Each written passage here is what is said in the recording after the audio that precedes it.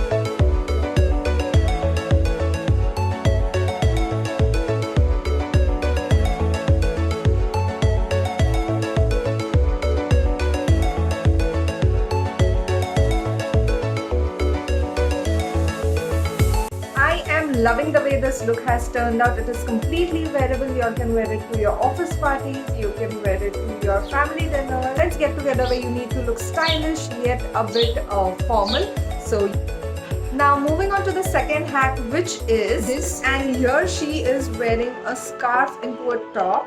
But this looks a bit difficult to me because there's a lot of pulling and it looks tedious, and I don't know how it's going to turn out. I don't think it's wearable or even it's drapable. I don't know how she's doing it, so let's give it a try. Firstly, you'll be needing a scarf. This scarf needs to be a big scarf, like the bigger size. Now fold it into half like this in a triangle shape, and then hold the two ends like this. Now you need to take one end like this and get it in front from back like this. Make sure you're tying up your hair while doing this because it becomes more tedious. Okay, so like this. Do the same with the other end like this. This is not easy as it looks, guys. Okay, so now take both the ends behind again and tie a knot. And yeah, you'll need a help. And ta-da! It's done after 120 attempts. But yeah, it's done finally. And I like the overall look.